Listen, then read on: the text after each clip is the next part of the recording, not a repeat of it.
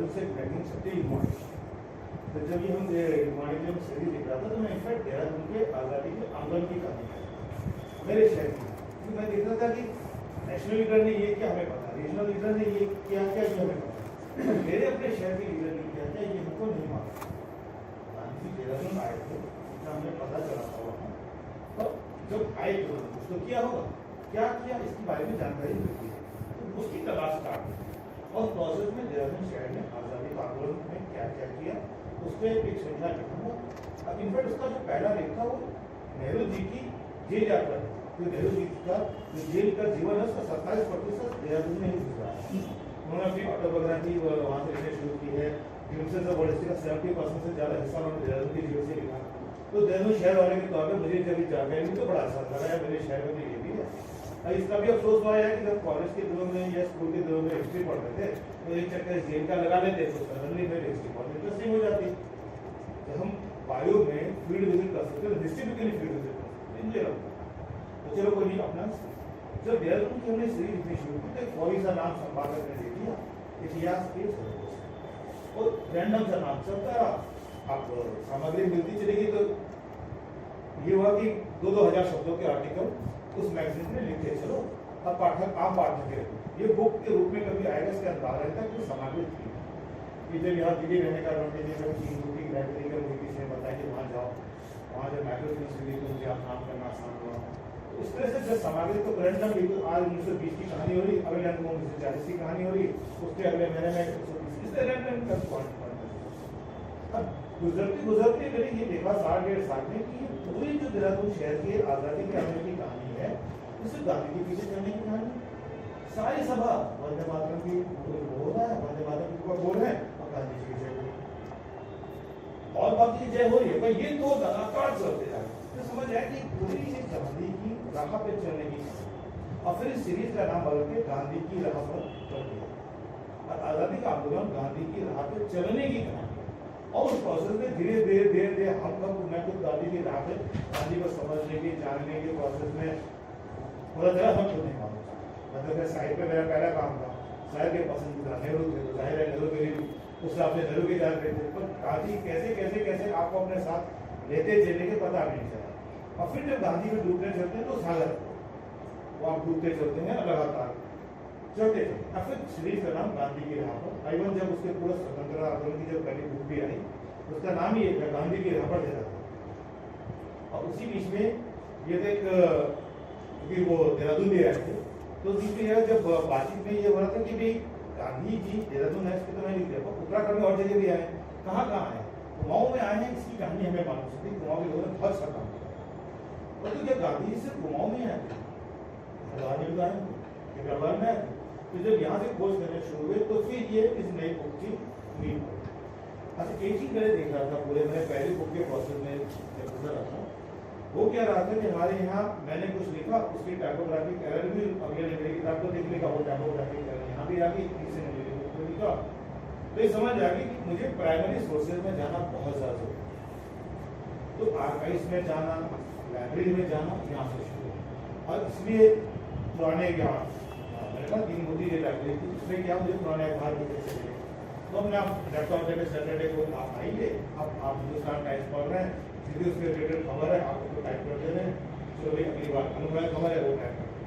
गांधी में मेरा काम करना और इजी होकर मुझे डेट का अंदाजा लग जाता है तो मैं उस डेट को पूरा हिंदुस्तान टाइम्स की खबर क्या है, आज की खबर क्या है, वो सबको समेटते हुए ओरिजिनल वे में क्या बहुत सारी गलतफहमियां जैसे कलेक्टर वर्ग में मैं हूँ कलेक्टर वर्ग में गांधी जी का जो नेहरू मसूरी की जो यात्रा है उसके बारे में था कि मीटिंग उनकी किस तारीख को हुई, किस तारीख को मीटिंग मसूरी की किस तारीख को सोमवार था, सोमवार गांधी जी का बर्थ होता है इसका मतलब उन्होंने मानवार है उन्होंने अपनी बात कही होगी बच्चे में तो पता चला कि नहीं वो तारीख 20 तारीख जो संडे तो उसका भारत पार्टी के तो मैं समझ आ कि मैं प्राइमरी सोर्सेज पे जितना ज़्यादा हम डिपेंड करेंगे अब कलेक्टेड वर्क भी जिस प्राइमरी सोर्स को कह रहा है उसको हम रेफर करेंगे तो ज़्यादा ऑथेंटिक होना चाहिए। हिंदुस्तान टाइम्स को रेफर किया कलेक्टेड वर्क में उसमें भी 1 तारीख को आगे पीछे रहा वो भी कर अब वो मेरे साल का सारा बुक में मेंशन कर दिया कि मैं किस प्रोसेस से गुजर के मैं इस तारीख को सही मानता हूँ, जो कि प्रिंटर को करेगा, क्योंकि जो बाकी जो उस पर जो काम करेगा वो उसके लिए हमें होमवर्क कर देगा। ये शायद कहते हैं ना अगली पीढ़ी के लिए काम कर रहा है, तो ठीक है वो अपने आने वालों के लिए काम कर देगा, जैसे मुझे किसी और का किया और काम का फायदा मिला। तो एक दो चीज और मुझे जैसे गलत फहमी मिलने के बाद सुनने को मिली, कौसानी में कहते हैं कि टूरिज्म इंडस्ट्री बड़ा चला रहा थी, कौसानी को गांधी जी ने स्विट्जरलैंड कहा, पर जब टटोलने बैठे कि क्या गांधी जी ने कहा था Switzerland is going to Kausani, तो कहीं भी कोई रेफरेंस नहीं मिलता। ये खाली अनारकली या जोधाबाद जैसी प्रसिद्ध चीजें हो गई है, हो गई। अच्छा टूरिस्ट इंडस्ट्री को उससे बेनिफिट मिलता है, मिला क्या बस इतिहासकार के तौर पर।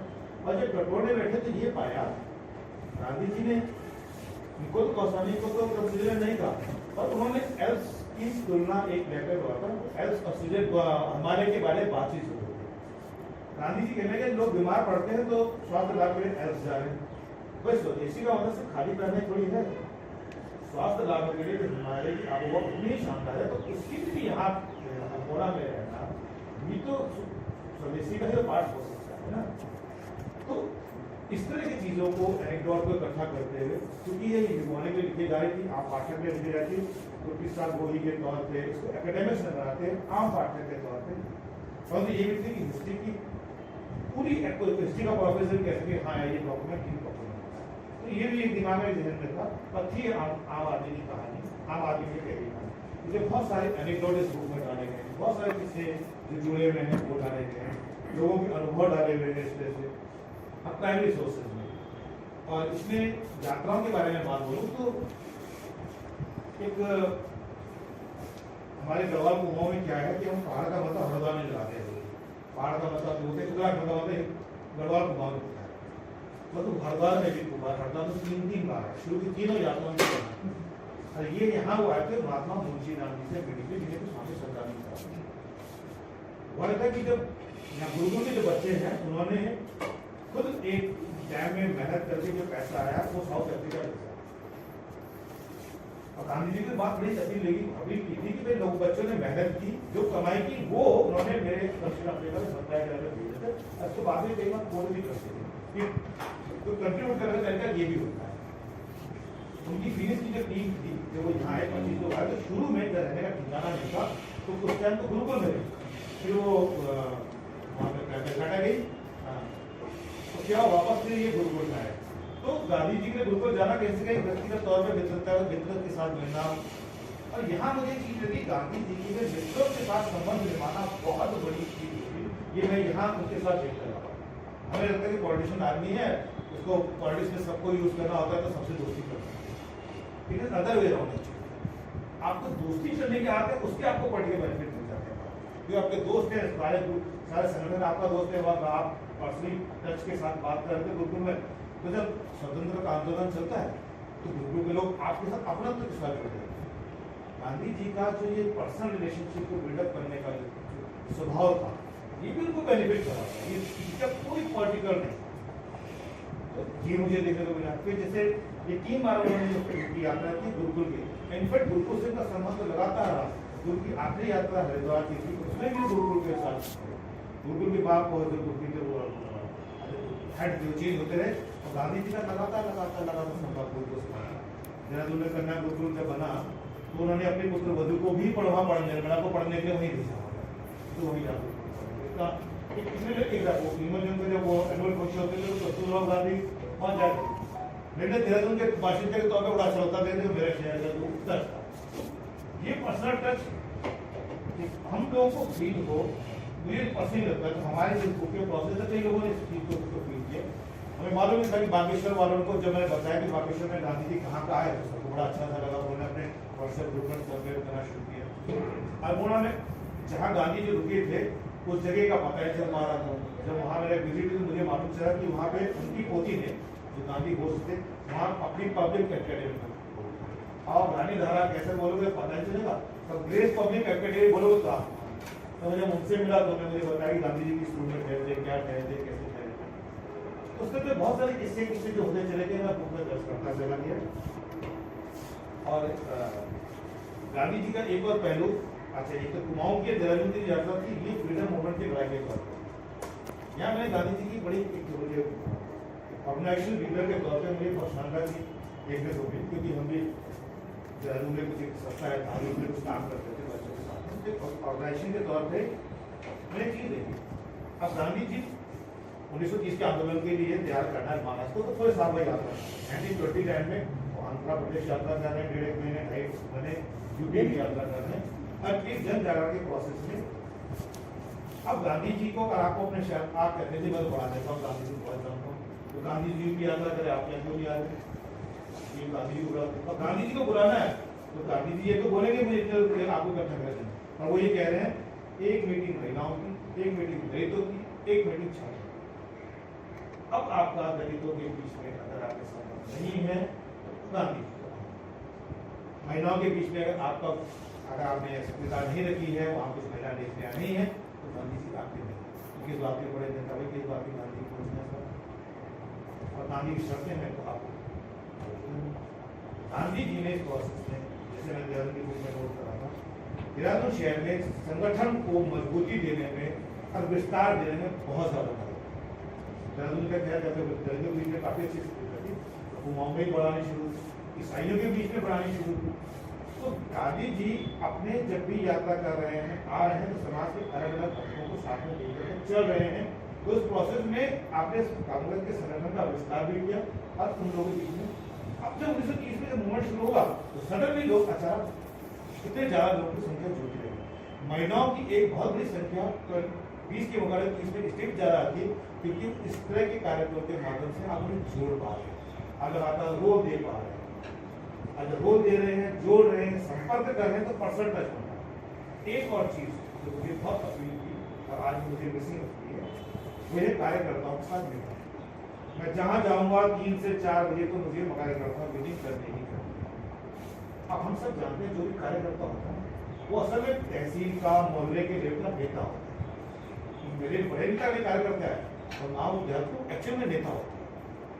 अब उनके साथ आप मीटिंग कर रहे हैं तो सोचिए कि उस आदमी की मीटिंग 2 वाला बगैर उसकी मीटिंग तो आपने नेता के चमका दिया अपने, वो भी बिल्कुल गर्व के साथ कहिए मैं तो अपने गांधी जी से मुलाकात करके आ रहा हूँ, मैं सवाल करके आ रहा हूँ, गांधी जी ने मेरे सवाल का जवाब दिया। वो अपने 2 पीढ़ी तक उस गर्व के साथ चेंजा। सोचिए वो जो गर्व गांधी जी, अब इस पर चीज और हो रही है, अब बीच के नेताओं की पूरी चेन हो रही है। कोई गांधी जी को फ्रीडम नेताओं के मार्फत नहीं मिला, तो क्या कार्यकर्ता गांधी जी को कोई भी बीच का नेता नहीं करता, सीधा बात कर रहे, सीधा जवाब सोच रहे। ये जो नेताओं का जो पब्लिक के साथ उनका जो डिस्कनेक्ट बन रहा है, ये मुझे बहुत मुझे श्रद्धेय पर्सनली संगठन के तौर पर बहुत शानदार चीज लगती है। जो मुझे ये जो चीजें मुझे और अपील की, जैसे कि गांधी जी का स्वभाव जो था, तो वसूली में भी लोगों ने बड़ा मजेदार, वो उनकी बात बात में हंसी मजाक करने की जरूरत, ये हम लोगों को नहीं मालूम। गांधी जी बातचीत में किस्सा गोई में वो अपने बातों की नकली करने के किसी बात में वो कैसे ट्विस्ट ले लेते थे, ये सबको बड़ा अजीब शानदार लगा। तो गांधी जी के जो पॉलिटिकल किस्से थे, नॉन पॉलिटिकल जो रूप था, ये देहरादून वालों ने, कुमाऊं वालों ने, बागेश्वर में खूब देखने को मिला। जैसे बागेश्वर में लाठी लेके जाए तो लाठी इनकी जब बागेश्वर में थे लाठी हुई।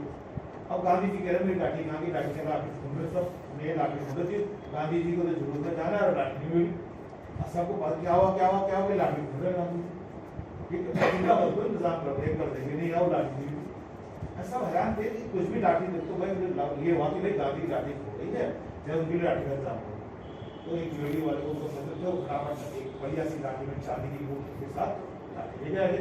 गांधी को लाठी तो अच्छी, तो मोटी सोने की चांदी मूर्ति डाल दो, ये मेरे काम की। और आपने 11 बजे बोले यार ठीक है, नई वाली लाठी अच्छी, पहली वाली अच्छी।